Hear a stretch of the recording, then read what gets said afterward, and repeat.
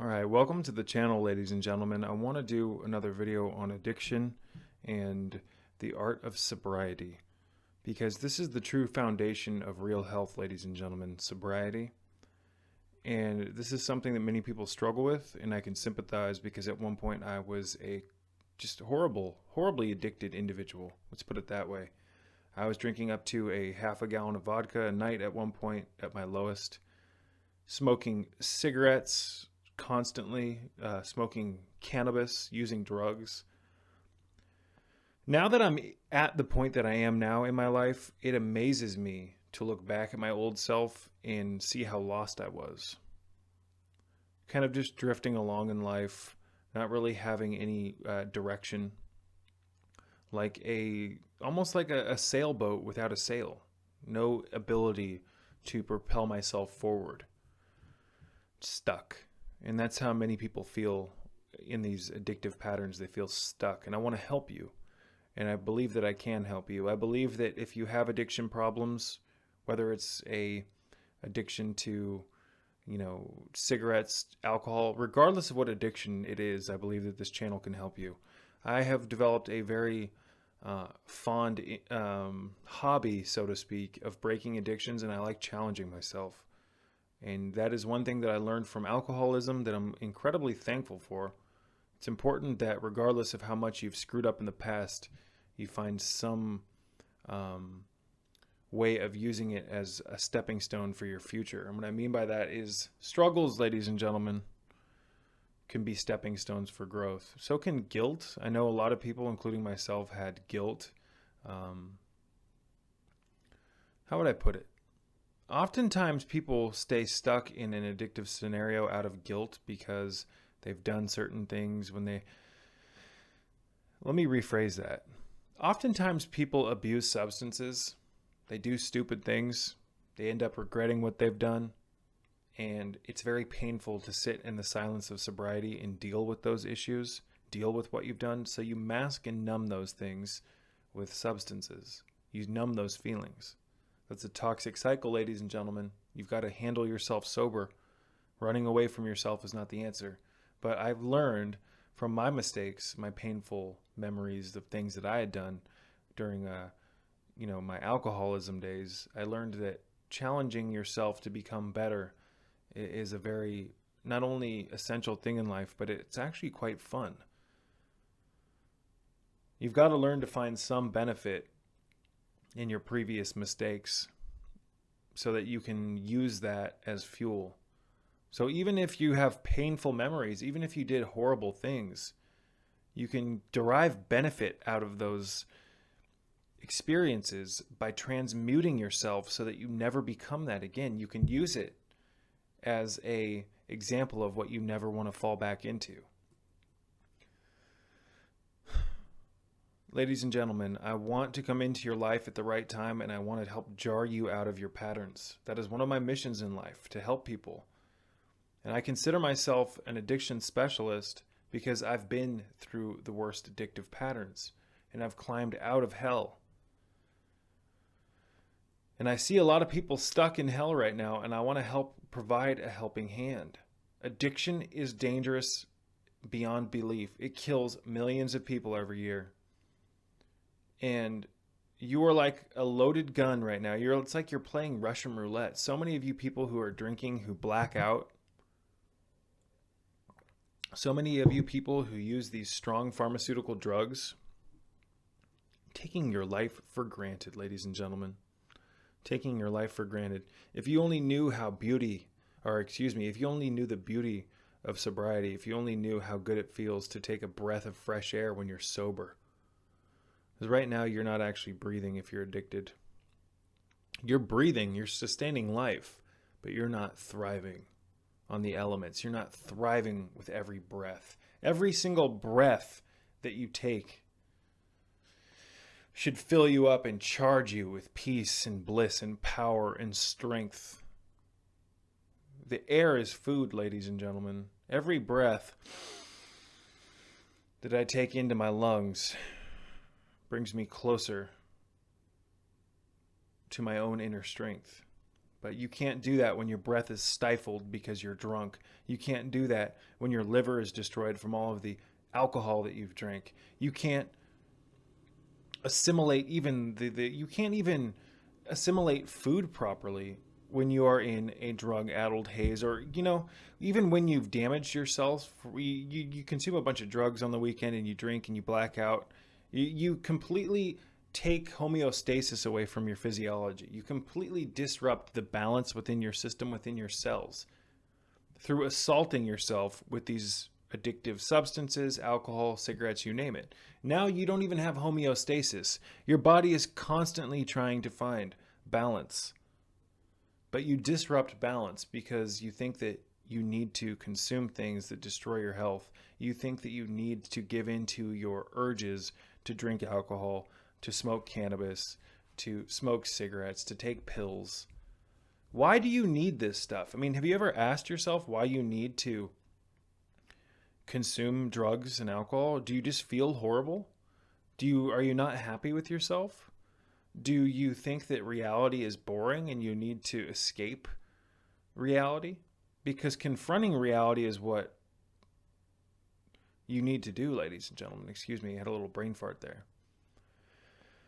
For me personally, I thought that I was more socially accepted when I was drunk. I have some social anxiety issues and at the time some severe depression issues, and I would drink because I found it easier to communicate with people. But in my drunk, haze, I oftentimes just made a fool of myself. So yeah, it helped me get out of the house. Yeah, alcohol helped me become socially lubricated at the expense of me saying stupid shit and making myself look stupid in front of large crowds of people. It is 2019, ladies and gentlemen. The fact that people still want to consume drugs and alcohol absolutely blows my mind, but I sympathize with people who are stuck in these patterns because I've been there. I don't want to see you hit rock bottom like I did in order for you to see the value in waking up. I don't want you to have to come close to death's door, close to death's embrace, for you to feel or see, sense, and touch the rationale or the importance of you living life to the fullest. Because you're not living life to the fullest, ladies and gentlemen. If you are drinking booze every day, if you are taking drugs every day, if you are smoking cigarettes every day, you are suffocating the life force out of you willingly. Now, I have mixed opinions about the law of karma and whatnot, but if you want to talk about negative karma, how about self-destruction, destroying this miraculous machine that gives you life, that gives you the ability to perceive reality, to communicate with people, to build things, to create inventions, to evolve. Willingly destroying the temple, the vehicle of God, this genius machine, with something as stupid as a goddamn cigarette. Excuse my language, but it pisses me off. It pisses me off that there are people, large corporations, rubbing their hands together like this behind closed doors, behind an office, because they've got you hooked, ladies and gentlemen. Remember, it's in the company, the organization's best interest to keep you, the consumer, hooked on their product. So when you're smoking cigarettes, you're not just smoking tobacco, you're smoking hundreds of unknown additives that they don't put on the back of a cigarette box in the ingredients list. You ever wonder why they don't have an ingredients list on cigarettes? You ever wonder how it's legal that they can get away with that? They are above the law, basically, ladies and gentlemen. In every single gas station that you go to, I don't think I've ever been to a gas station now that I think about it. That's interesting. Even when I was a young boy, I remember seeing all those stupid cigarettes everywhere on the walls. I don't think I've been, now that I think about it, I don't think that I've been to one gas station ever where there wasn't cigarettes and alcohol and candy and garbage foods and donuts and sugar everywhere. But what really gets me the most is the cigarettes. And even as a young boy, I noticed it. Because, you see the cigarette, they're behind the cash register. naturally you're going to notice things like that because you wonder, okay, why is that stuff behind the cash register? So yeah, I noticed the stuff even though I was young. I noticed too because my grandma was hooked on cigarettes. My grandma offered, I think my grandma on my dad's side offered my brother and I like $5,000 if we didn't smoke by the time we were 18 years old, and we both squandered that. And it wasn't about the money, but it was about the fact that my grandma wanted to see us not fall into the same patterns that she fell into so badly that she offered us 5 G's each. I think it was 5 grand. I could have really used 5 grand at 18, but you know what? Actually, I couldn't have used 5 grand at 18 because I was a drug addicted fool, smoking cigarettes in the nice vehicle that my parents bought me, making a mess out of life, ladies and gentlemen. People might say, oh, you shouldn't be hard on yourself, this and that. Well, I'm not being hard on myself. I'm acknowledging the truth of what I did when I was younger. And by acknowledging the truth and working it out mentally and coming to terms with it and, surrendering to the fact that you can't change that and telling yourself in your heart that I want to change.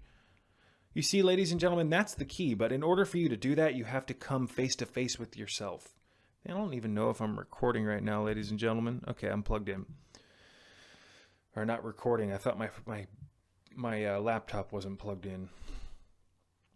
But, you can't run from yourself. And that's what drugs and alcohol help you do. They provide you something to do. They inebriate and alter your sober mind to the point where you can use it as a Band-Aid to mask painful emotions, memories, feelings. Some people, it's much deeper than that. But many people actually use substances because they have underlying depression issues and whatnot, and you can numb those depressive feelings, those anxious feelings with alcohol, drugs, you name it. Before we continue, I want to remind you guys that I do have a Patreon page, and the links are in the description box below. And if you find benefit from my videos, this may be something that you're interested in checking out. I have hours and hours and hours and hours and hours of bonus video material that you will never find here on the public YouTube channel. You have direct access to me through private messenger. If you're interested in asking me questions about health, addiction, if you want me to help you come up with a health regimen or whatnot, consider checking out my Patreon page because that's where you can have the most intimate, direct contact with me. I can't afford to do a lot of the stuff that I do on the Patreon page for free because it takes large amounts of time. It's as cheap as $5 a month. You get access to all the videos, access to me through private messenger. There's a $5 reward option all the way up to $100. Each one provides you different benefits. For instance, if you sign up for the $15 subscription, you get all the benefits of the $5 subscription, plus a monthly private video about whatever you want to hear me talk about. So I'm just going to throw that out there. Again, links are in the description box below. Also, you guys, if you like my videos, please hit the like button. Please leave comments. Please network my content around if you think that it can benefit people. Sharing is caring. I really do want to extend my reach to as many people as possible, especially when it comes to the subject of health and addiction. And as always, please hit the like button, or the little bell button next to the subscribe button. Also, please subscribe if you haven't already done so. I think this channel can benefit you, but I believe it's next to the subscribe button. There's a little bell. You can hit that. That way, every time I post a new interesting video, you get notified so you can watch it. But now that that's out of the way, I've got a little bit of hibiscus flower here, you guys. I love this stuff. This is high in natural vitamin C. It's got anti-inflammatory constituents. Has kind of a nice tart flavor, but if you dilute it and make it kind of like this color, which isn't very strong. Normally I drink it blood red where you can't even see through it. But if you make it this color, it is has a nice kind of like a strawberry cranberry flavor. This channel is all about not only inspiring people to take better care of their health, but to provide some tools and things that you can do to give you kind of a hands-on approach to health. Because, once you get serious about your health, once you start realizing that you need to get sober, it's nice to have some tools. It's nice to have some things to play around with in the kitchen, have some recipes to work around with. And there are a ton of recipes on my Patreon page, but, having a nice access to or large access to certain teas and things like that. You want to get yourself some health foods and some tonics and some potions that you can use, regardless of where you are in life. But it's, if you're looking to get sober, it's nice to have a lot of tools. That's what I'm getting at. It's nice to have a lot of teas and things like that, because what you'll find is many people, when they try to get sober, ladies and gentlemen, they find that that period of time where they normally would have been drunk or using drugs or smoking, they have empty time there. And empty time is one of the biggest destroyers of sobriety, because a lot of people can't handle silence. A lot of people are so addicted to dopamine rushes and so addicted to different substances and altering their consciousness that it's hard for someone to even sit in a chair for an hour without some type of stimulation, whether that be a cell phone, whether that be a book, a tablet. So your mind has been set up to work against you, and I'm here to try to show you how to reprogram your mind so that your mind is actually your best friend. Because right now, your mind in your emotional field and your subconscious mind has been heavily altered and changed by the insane world that we live in, where there's alcohol advertisements everywhere, people smoking cigarettes everywhere. There's a lot of bad influences. And unfortunately, many of these bad influences are some of the most successful people. So you see stupid people, stupid celebrities on the television, smoking their cigarettes, acting a fool, people, drinking alcohol, glorifying this destructive lifestyle. And because the mind has been programmed to look up to people who have lots of money or who are plastered on the television, oftentimes young adults, they want to mirror what they view as success, which is a natural instinct, but it's been perverted. The polarities have been reversed. So you now do what they do and destroy your body, thinking it's going to bring you or make you cool or make you successful. Ladies and gentlemen, it's time to wake up. It's time to deprogram from the nonsense. And I don't care how many trolls get on here and try to say that you try to instill fear, Brandon, by saying that we're being programmed. It's all a choice, this and that. Well, yes, it is all a choice, but unfortunately, many people don't know how to make decisions for themselves because they've been culturally programmed by this insane system. If you don't think that there are suggestions being beamed into your mind from all fronts, then you're a fool. You're being a fool, excuse me. So, addiction goes much deeper than just substance abuse, ladies and gentlemen. You can be addicted to pretty much anything. There's beneficial addictions, there's negative addictions. But in this case, we're talking about alcoholism, drug use, and tobacco. You do not have to give in to your urges. You see, your urges as well as empty time, which I discussed briefly a moment ago, are the sober individual's worst enemy. Urges, 12 to 20 hours after you've had your first drink of alcohol, you start getting an urge. And that urge can make you so tense and uncomfortable that you think that you actually need to satiate that urge with your choice of intoxicant. You've got to learn to override the false signaling mechanism by the programmed physiology, because the physiology has become accustomed to you feeding it its fix. You've programmed a fix into it. You weren't born a drunk. You weren't born an addict. You accepted the ingestion of a particular addictive substance, and you got your body so used to it to the point where when you stop ingesting those things for a prolonged period, you experience withdrawals. And they're uncomfortable. But this is the price that you have to pay for what you've done to yourself. And I've done it.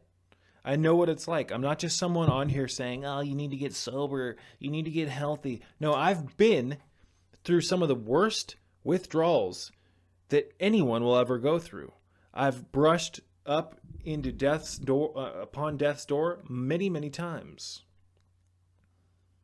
I've had visual hallucinations during my withdrawals, seeing three-dimensional pyramids spin at light speed around me, seeing Egyptian hieroglyphs. I've seen dark souls and different entities move through the walls and try to grab my spirit, while my heartbeat was beating so fast that I was surely convinced I was having a heart attack. You see, while I was going through withdrawals, and this lasted multiple days and hours, my heart rate was so high that I thought I was literally in the process of death. I remember writing notes, my death note. I remember feeling like my ancestors were there with me, pulling my body out of my soul, but at the same time, it was like this battle between my soul being drugged to hell and being taken by my ancestors, because during my withdrawals there was a period where I paced back and forth in the kitchen, or in the bathroom, excuse me, while I stared at myself in the mirror while my heart was beating so loud I could hear it and actually see it in their damn reflection in the mirror. But this purple and dark blue kind of blackish rash, as well as this red rash, moved all around my body. I could see it move from like my neck down to my liver and then down to my stomach. All the while hearing carousel music and being told by a group of these demonic sounding children, these carousel children, that I wasted my life and that I had squandered everything good and they couldn't wait to drag me to hell. This was while I was sweating, was having tactile hallucinations, and for those who don't know what those are, it's when you feel things touching you that aren't actually there. And I was having strong auditory hallucinations, and that's when you hear things that aren't there. I do believe, however, that there's more to this than just the body going into shock. I don't think that the body going into shock necessarily is what causes these things. I think that that's part of it, but I do think that there's a greater spiritual lesson to be learned here, ladies and gentlemen. I do think that these entities, to some extent, are real, whether or not they're archetypes by the mind, like Carl Jung, the psychologist, would say, or whether or not they are actually real astral forces, you name it. It doesn't matter. The fact that they're happening and that you're having these intense experiences is, from a psychological perspective, very important to dissect and look at a little bit deeper. A lot of times people see bugs. A lot of times when people go through horrible withdrawals, they'll see hallucinate and see elephants and things like that. I saw pretty much all of it. I remember closing my eyes and seeing these incredibly detailed visual vistas that were so detailed that you could like just see everything. Seeing Egyptian gods and goddesses, and it was no amount of words, ladies and gentlemen, could describe just how intense this actually was. But the heart rate was so high, the sweating was so profound, the shakes, the uncontrollable shakes and the tremors. I thought I was having a prolonged heart attack. And what was really weird was that I could actually feel and see the overlapping of dimensions, where death's dimension temporarily overlapped with the third dimension, at least my physical dimension. How would I explain this? Let's try to rephrase this, because this is important. There was a temporary shift during these withdrawal symptoms, the most potent withdrawal periods, where the dimension of death aligned with my reality, and it overlapped, kind of like how would I explain it? Kind of like a hologram, maybe. It was like two images coming into alignment. Again, that's not a very good metaphor, but death aligned with my reality, and I got to see into all of these negative things that I had done to myself and other people. I went through this kind of tunnel of sorts in my mind while I thought I was dying, where I saw all these visions of the pain that I had brought other people, of the mistakes that I had met, and how the effects to the causes that I had produced were damaging not only myself but other people. I saw, like, I don't know how to explain it. It's like in that movie Limitless, when he takes the I can't remember that drug he takes, but he goes through like this visual tunnel, and all these things are just showing up in his mind rapidly. It was like that, but these visions weren't beneficial. It was like these reliving it was like these visions of myself reliving past events that I had suppressed, and seeing the pain that I had done, and like hearing all these church bells and shit. It was a horrible experience. It took me falling to that extent, ladies and gentlemen, to actually change. I remember praying so much, praying to God that if you spare me, if you let me live through this, I will become sober and I will change, and I will right all the wrongs that I had made. And I was given a second chance, and I ended up shitting on the second chance a few times before I really found myself And I'm the type of person who asked God in these horrible situations for a second chance. I asked for a second chance like 1,000 times. It kind of defeats the purpose of a second chance, doesn't it? We should be able to have the capabilities to, once we're given a second chance, not give in to our urges again. But we do live in a crazy world, ladies and gentlemen. Now, I'm not the type of person to point blame at anything, but I think it's horrible, the amount of marketing that gets produced for young adults to drink. I think it's horrible what these colleges what people do in these colleges and these high schools, venerating booze. I think it's horrible that alcohol is made to seem like such a great thing in movies and in shows. It's like they're venerating. What's sad to me is they make the idiot seem like the cool guy to be in these shows and in these television programs and in these movies. Like, yeah, the man is often depicted as like some college frat boy, or some dad that is kind of like a semi-drunk, and the humor is always sexual and just stupid. This is not the type of behavior that you would see from a supreme being. Let's just put it that way. Ladies and gentlemen, you have the potential to reach heightened states of consciousness naturally. You have the potential to become enlightened through a process known as Kundalini Christ consciousness. You have the ability to reach states of bliss, nirvana, peace, non-causal joy, ecstasy, and contentment that far supersede any simulated form of bliss and peace that you're going to find from some narcotic that was peddled through the pharmaceutical companies. You can achieve states of bliss through yoga and meditation. Why do you think the Buddha could sit under a goddamn tree for 7 hours at a time without even moving? It's because he felt so good. He was at such heightened states of bliss that the idea of moving didn't even cross his mind. You see, this body, this machine, this physiology, when it's enlightened, produces feelings throughout your entire system that are orgasmic. Not just in your genital region, but on your face, your skin. It amplifies all the electricity in your system, and you become a divine superconductor of life. A divine superconductor is a term that I believe Gabriel Cousens, medical doctor, naturopathic doctor, and psychiatrist, termed in his book Spiritual Nutrition: 6 Foundations for Awakening the Kundalini. Great book for those who are interested. I didn't quote the name of the book properly, but it's called Spiritual Nutrition. It's a big book, blue book, about 580 pages with a caduceus on the front. For those who are interested in buying that or interested, I have those in my Amazon store. If you buy that or anything through my Amazon store, and the links are in the description box below, I get a particular or small portion of that revenue, and it helps support my channel. But here's another theory I have for those of you guys who are interested. I think oftentimes we try to alter our consciousness and stimulate. We try to use things like drugs and alcohol to alter our consciousness and to feel better, because I think deep down in our DNA, we know that we aren't designed to feel the way that we feel. While we know deep down in our genes that we are designed to feel bliss continually. So you artificially try to simulate that.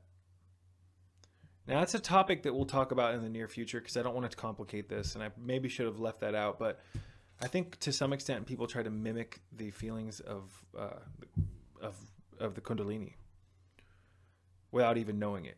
So that's a whole different subject for a different video. But essentially, we were designed to be at incredibly heightened states of consciousness naturally and from a sober perspective, and we can achieve that through altered breathing patterns, yoga, and a handful of different things. And we'll talk about that in the near future, you guys. But the art of sobriety is the key to real health. And, I see so many people actually contact me and they want to go on these fasts. They see my videos on fasting and they get really interested in it. Or they find these herbal programs that I talk about, or these colon cleanses. And, they ask me questions, they contact me, and we talk. And upon further investigation, I find out that these people are taking drugs, or these people are drinking alcohol or smoking cigarettes. Ladies and gentlemen, to undertake a fast and not eat food, to abstain from all calories while you're under the influence of a drug is detrimental to your health. In fact, there's certain pharmaceutical drugs that you can get a prescription for that if you fast while you're taking these, it can be very detrimental. So the key to health, ladies and gentlemen, is sobriety, to get yourself to a point where you don't need drugs and alcohol and cigarettes and all this garbage. You want to get clean and be okay with being sober, because then you have a legitimate platform to launch off of.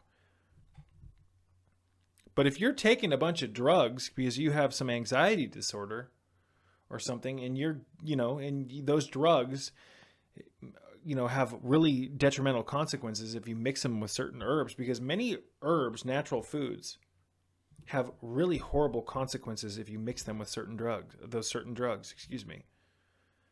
So, trying to be health conscious is really difficult when you're taking a bunch of things, because if you're taking a bunch of, pharmaceutical drugs and all this stuff, it can make taking things like algae detrimental to your health. It can make taking certain herbs lethal to your health. So what I've always practiced and what I've always done my best to preach is that the art of sobriety is the foundation of real health. And why is that? Because once you reach sobriety, you now have a platform. But right now, if you're not sober and you're trying to achieve great states of health, it's like the story of the three little piggies. You're going to come blow your house down, and you made this house out of hay, thinking that, it was going to sustain the elements. Fucking thing's made of hay, ladies and gentlemen. When you try to build health while you're constantly drunk, when you try to build health while you're constantly sucking down cigarette after cigarette, you're metaphorically making your house out of straw or hay, whatever the hell they made the houses out of. I haven't read that story in a long time. I think it was hay.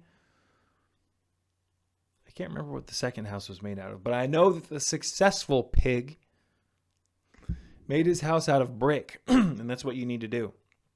You make your house out of bricks. You refortify your body with life.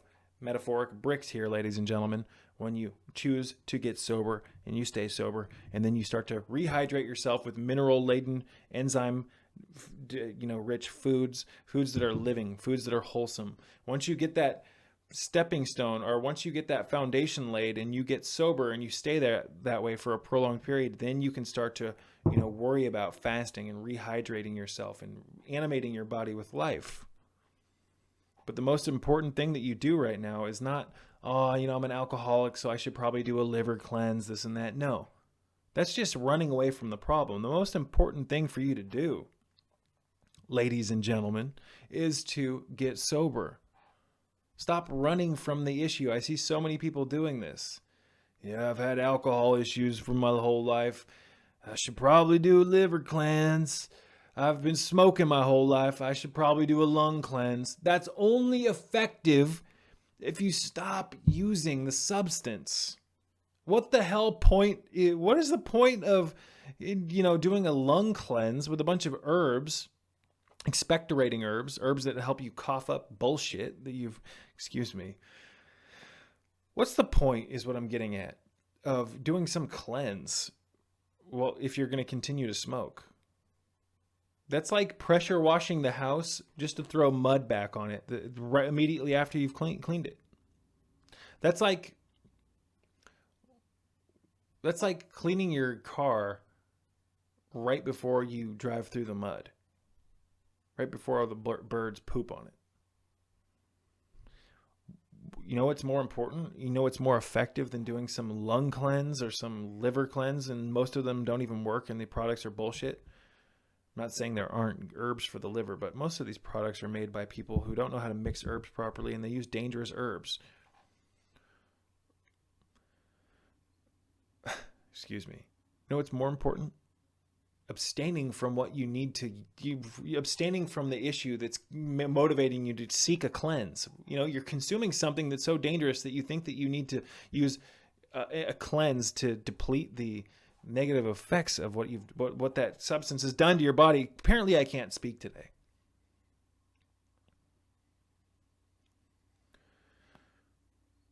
the fact that you think that you need to cleanse, you're consuming something that you know is so dangerous that you think you need outside help to, to help nullify the effects. Get rid of the substance. And, I said that many herbalists and many of the products here in the West have dangerous herbs because they do. For instance, milk thistle, not something that you should take for your liver. Very foolish. I made that mistake when I was younger too. Milk thistle damages your liver further. Makes your liver swell, especially when it's extracted in an extracted form. Milk thistle extract I will never recommend. You know what is beneficial for your liver, however? Schizandra berry. It initiates stage 1 and stage 2 liver detox. It binds to the poisons in the liver so that it doesn't have to be recirculated through the system and processed by the liver again, just to kick it out of your system. Oh man, oh man, oh man. So I hope I didn't sound rude in this video. Sometimes I get a little worked up because I see people suffering and I just want to help smack you out of the conditioning that you're in, that you've allowed yourself to be in. And, I've been through that smacking. I've been through a really, really, really downward dark spiral, and climbing my way out of that and learning how to do it on my own not only taught me a lot, but it made me feel inspired to try to help you guys, you ladies and gentlemen, either not make the decision to go further down the dark road, or, I want to help you learn how to climb back up out of the tunnel that you're in, because the tunnel does have traps. The dark tunnel does have traps, because oftentimes when you fall down the dark tunnel, when you fall down the dark tunnel, oftentimes you reach a point where you don't know how to get your first grip back on the ladder that leads up. Okay. And then it's like an obstacle course. You'll go up 5 steps, and then the ladder will be separated. And the ladder will be you'll go up the ladder, right? But the ladder will only be 6 feet. And then once you get to the top of that little ladder, the next ladder is set on the opposite side or next to it, but kind of mounted off to the right. So you've got to learn how to get from one ladder to the other and move your body. These are metaphors for the distractions or the temptations going back up from the dark tunnel. The dark tunnel is the addictive patterns, and the distractions, the metaphor of having to go up an obstacle course is you working around and staying committed enough so that you don't fall short or fall off the path. Because the obstacles, you're going to 9 times out of 10, here are some of the obstacles. 9 times out of 10, people who have addictive patterns, people who are stuck in addictive cycles, are stuck in these cycles with other people. Many of your friends are negative influences. And on top of that, don't think that you get out of it easy. You're probably a negative influence on them or other people. It's important to get sober, not just for yourself, but also so that you can motivate other people. You've got to reach sobriety, ladies and gentlemen. If you're hearing this, this is like the red alert, some type of beacon going off. I want to be a lighthouse in your life. There's hope. Come to the channel, watch my videos. Contact me if you need help. Seek professional medical attention. That's number one here, especially with alcoholism, ladies and gentlemen, because withdrawing from alcohol can actually kill you. Things like cigarettes, hell of a lot more forgiving. You're just going to have some horrible migraines and some agitation. You're probably going to want to smack some people. Things that normally wouldn't agitate you are going to start agitating you. Alcoholism is a little bit different. With alcoholism, especially if you're a severe alcoholic, there's all sorts of negative consequences, such as, but not limited to, derealization or depersonalization. You can literally not feel like yourself for months on end until you get back on track. Luckily, there's support groups for this. Some of the things that you can go through with alcoholism is total brain fog and not being able to come up with not even being able to finish sentences. This is why it's important to start now or start becoming sober now, or if you've reached this video somehow and you've never drank alcohol or you're just starting, you better stop. It's a slippery road. And why do you want to be a drunk? Why do you want to fit into this stupid group of, why do you want to succumb to the stupid programming? Nowadays, high school parties and stuff, there's so much alcohol use in high schools before you're even 18. It programs you. If I would have known what I know now back when I was younger, I wouldn't have done half of what I did when I was in high school. But I wanted to fit in. I wanted to be cool. And everyone was doing this. High school and schools in general breed sheep, ladies and gentlemen, whether you want to believe it or not. Have you ever been to a college campus and seen what they're doing on these college campuses? Because I have. Colleges nowadays breed some pretty low intelligent individuals, let's just put it that way. Because college doesn't teach you the importance of sobriety. College venerates the use of alcohol. College doesn't teach you the miracles of the human body and the fact that you can become enlightened. College puts you in a box even further. Whether you want to believe that or not, I don't care. Sure, you can get a career. Sure, you can learn some things. And sure, it can make you, hundreds of thousands of dollars a year if that's what you think the meaning of life is. I'm not completely bashing college either, so I don't need to hear it from any of the trolls. Sure, there's great things that you can do from college, an art degree, or maybe you want to genuinely be helped, maybe you want to become a vet. But a lot of the people I know who went to college aren't even using their degrees and they're stuck in debt. This is a system.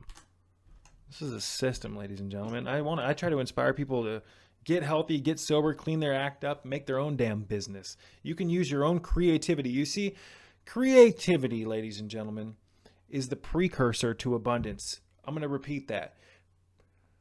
Creativity, ladies and gentlemen, is the precursor to abundance. You can use your mind to create a different outcome in your life. Because through your mind, you can manipulate the urges of the body. You can manipulate what you do with the physical vehicle. Because right now, you're moderately in autopilot. Your physical body. You see, you've been programmed by the machines. You've been programmed by the matrix. And your body isn't in complete jurisdiction of your mind because your mind is lost. You've got to find your mind. You've got to create a foundation. You've got to get sober, ladies and gentlemen. And you've got to refeed yourself with the right things. So, people who... excuse me. It's amazing to me how many people out here preach all this, I took the red pill, bro. I'm not programmed anymore. But that you operate on all these programs. So many people think they have jurisdiction or power over their mind, but they don't. You see, the subconscious mind is the key to all this and how you've been programmed. And because your subconscious mind took in so much garbage information by the time you were 10 years old and formulated beliefs on that garbage, you now have created belief patterns that run your life as an adult, and you aren't even aware of them because they're unconscious patterns. The key of achieving real health is to break those patterns and to recreate or create your own subconscious beliefs to live the rest of your life by. I'm going to wrap this one up, you guys. This is just a random rant on sobriety, but the key, the foundation of life, the foundation of health is the art of sobriety. Without sobriety, you have no ability to reach true states of health because your foundation has holes in it. Peace be with you all. Thank you for watching. I hope that my channel and my messages, my passion, you name it, can inspire you today to take better care of your health. There's nothing more important than taking daily steps towards greater health. Health impacts every part of your life, ladies and gentlemen. Physical, mental health, emotional health, spiritual health, you name it. It addresses every part of our lives. Health is indeed the divine foundation that we need to have so that we can achieve the life that we want. This is Lord Ganesh, the remover of obstacles, and I hope that the obstacles in your life, if you have them, can clear and that you can attain your heart's desire. I do indeed hope that we can achieve a greater state of being here in this world. We weren't designed to have to deal with all this insanity here in this world, and I do believe, ladies and gentlemen, that if we take greater steps towards our health and we envision a greater world, we can get closer to achieving that. So I just wanted to wrap this one up with a thank you, and until next time, peace be with you all.